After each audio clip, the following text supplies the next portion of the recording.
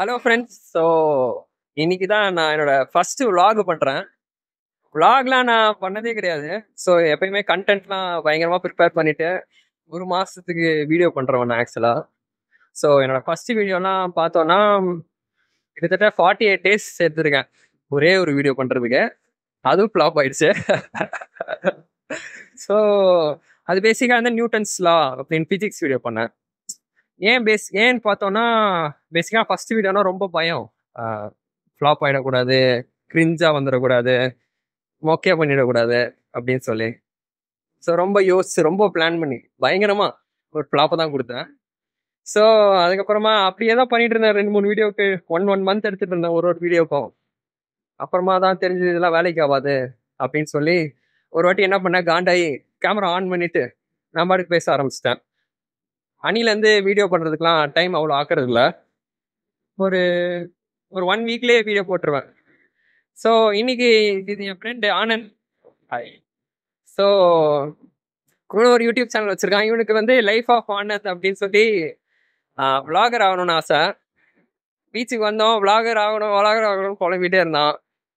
இல்லைண்டா விளாகரா அப்படின்னு சொல்லி நான் ரெக்கார்ட் பண்ணிட்டேன். ஸோ இருங்க, எனக்கு பாதியே தெரிய மாட்டேங்குது. ஸோ நாங்கள் என்ன பீச்சில் இருக்கோம்?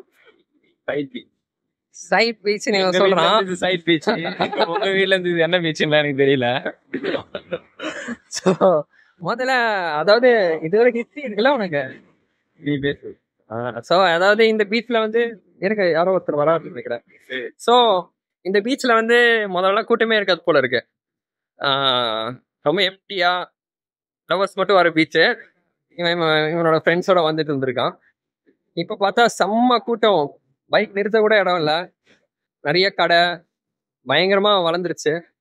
ஸோ நாங்கள் இன்னும் புது பீச் தான் கண்டுபிடிக்கணும்னு நினைக்கிறேன், எம்டியான பீச் கண்டுபிடிக்கிறதுக்கு. அதுக்கு முன்னாடி முதல்ல கேர்ள் ஃப்ரெண்ட் கண்டுபிடிக்கணும்னு நினைக்கிறேன். லாக் பண்றேன்ட்டு தான்டா வந்தீங்க, என்னடா பண்ணிட்டு இருக்கீங்க? பட் கேர்ள் ஃப்ரெண்ட் கிடைக்கிறதுலாம் ஒரு பெரிய போராட்டம். அது ஒரு தனி வீடியோவாகவே போட்டிருக்கேன், லிங்க்ல டிஸ்கிரிப்ஷன்ல எங்கேயாவது லிங்க் பண்ணுறேன். பட் இந்த பீச்சை நம்ம பார்த்தோம்னா இங்கே நிறையா கெஸ்ட் ஹவுஸஸ் தான் இருக்கு. வீடியோவில் வருதான்னு தெரில. பட் ஸோ நம்ம ஆனந்த் என்ன சொன்னான்னா, இந்த மாதிரி இந்த கெஸ்ட் ஹவுஸில் இருக்கிறவங்களாம் செம்மையாக இருக்குங்க அவங்களுக்கு பயங்கரமாக. அங்கே என்ன நாய் இருக்கா ரோட்டில்? ஓகே. ஸோ செம்ம ஜாலியாக இருப்பாங்கல்ல, சூப்பர் வியூ, சூப்பர் கடல் அப்படின்னு சொன்னான்.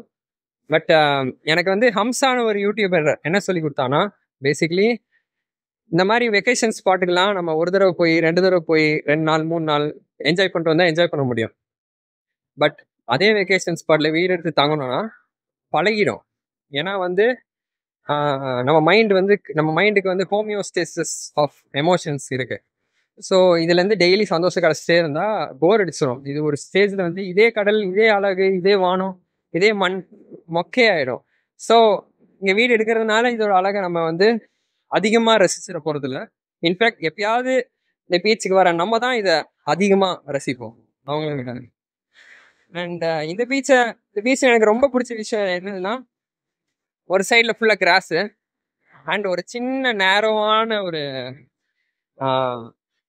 பாத்வே இருக்குது. லைக் மெரினா பீச்சில் வந்து ஃபுட் போர்டு இருக்கும்ல, ஃபுட் வாக் இருக்கும், சிமெண்ட்டில் போட்டிருப்பாங்க. பட் அதே ஃபுட் வாக் மண்ணில் போட்டால் எப்படி இருக்குமோ அதுதான் இந்த பீச். அதுதான் இதில் ரொம்ப யூனிக்கான விஷயம். மற்றபடி போரிங்கான விஷயம் என்னன்னு கேட்டிங்கன்னா, லைனாக லெஃப்ட்லேயும் சரி ரைட்லேயும் சரி ஒரே லவர்ஸாக இருக்கிறாங்க.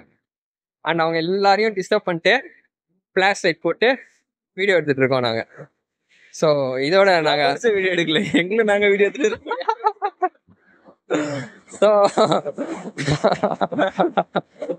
ஸோ ஃப்ளாஷையும் நிறுத்திக்கிறோம், வீடியோவையும் நிறுத்திக்கிறோம்.